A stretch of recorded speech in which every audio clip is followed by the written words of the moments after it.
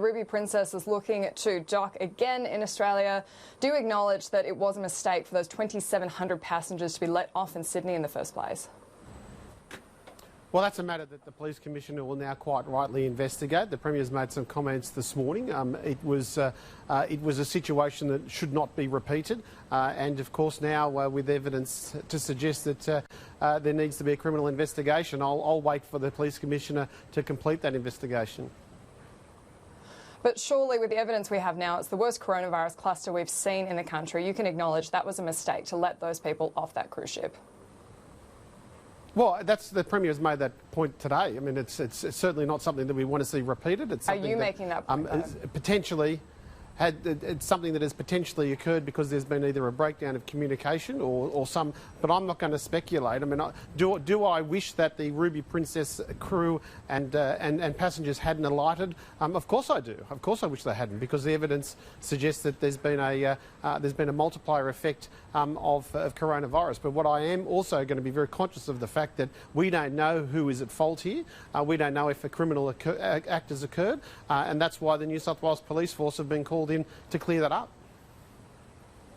What kind of assurance can Australians have, though, that this won't happen again? The Ruby Princess is looking to dock. The local unions say that they had no idea the ship was coming in. What kind of assurance can you give that this mistake will not happen again? Well, now I can give you an assurance that now that the New South Wales Police Commissioner is in charge of movements in and out of Sydney Harbour, I'm very confident that we will have a much more strict approach to the way that the cruise line industry is being managed over the course of this particular crisis. But it's not something that we can just sit in a corner and cry over. I'm not in a position to go and go and point the finger. I want to make sure that now that the New South Wales Police Force is in charge, they're using all of the powers available to them. They've got the resources that they require to ensure that it doesn't happen again. Why wasn't the New South Wales Police Commissioner across it in the first place? Why wasn't that oversight in place when the Ruby Princess first docked in Sydney? Well, that hasn't been the practice. The standard operating procedures for, as I understand it, bearing in mind that it's in the ports and in the ports portfolio and the health portfolio, as I understand it, all the SOPs didn't necessarily include the New South Wales Police. The Premier has called in the Police Commissioner after we've identified the fact that this incident occurred, and he will now be in control of movements, and he's also going to be responsible for the criminal investigation.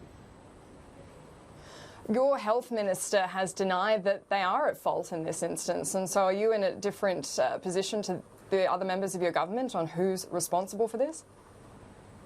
Well, my position as the Police Minister is to make sure that the Police Commissioner has the air cover that he needs to conclude a criminal investigation. I mean, I don't think it's going to be helpful for somebody removed from the whole investigation like myself providing commentary from the sideline.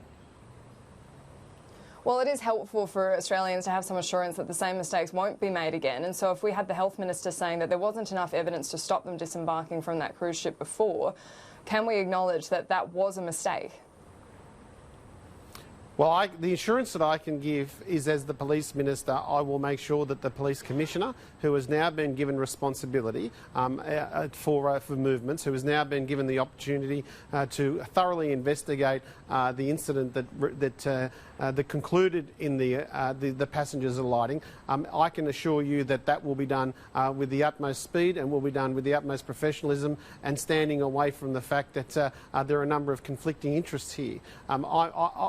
I cannot speak for the incident itself. It certainly didn't. It happened before the New South Wales Police Force took over responsibility for the movements in the harbour. Do I share the Premier's view that this was a terrible incident, as I've called it in the past, a stuff up? Do I think that was unfortunate? Absolutely. But as I've said, I'm not in a position to go and provide a running commentary on it because it is a live investigation. I can give you an assurance that, given now the police force is in charge, of movements in the harbour. Things will be done with a lot more discipline, because we now know how dangerous coronavirus can be when it comes to the alignment of mass passengers. And I want to get to the bottom of it as much as anybody else does, but I can't interfere with that investigation. It's got to be done independently of government. There'll be a number of stakeholders interviewed as a result of that criminal investigations that are part of government, and we've got to make sure that we have not only the confidence that the police will get to the bottom of it, we also need to make sure that at the end of it we've learned any lessons that need to be introduced to ensure that our standard operating procedures are amended and we don't see a repeat of this incident. You made the point of professionalism just before. Do you think that it was an acceptable conduct for police officers to be driving cars through parks to get people to stop physical distancing?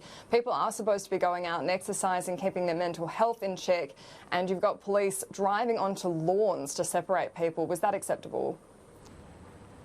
Well, listen, I'm horrified that way after a month after the incident, certainly coronavirus became a matter of public knowledge in New South Wales. We had 25,000 people on Bondi Beach. I'm horrified that it takes somebody 3 times before the police to be warned by police that they're not allowed to be in a public area.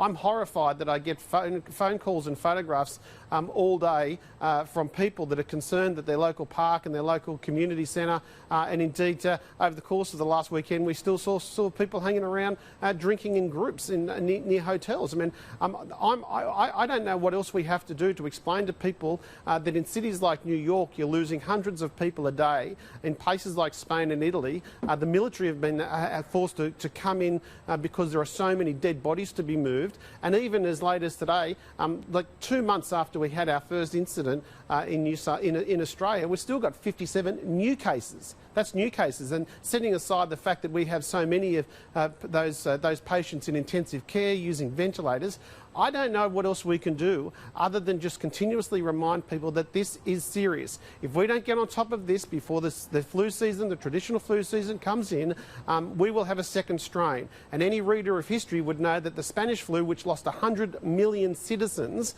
came about because the second strain was more deadly because the first strain wasn't managed correctly. So do I like seeing pubs closed? Absolutely not. Do I like seeing families being split apart? No, that's going to be terrible this Easter. It will be the worst Easter I think that most living Australians will reflect on. But I'd also want to make sure that people know that as the government, we want to make sure we're happy to be remembered of being overcautious as opposed to being underprepared.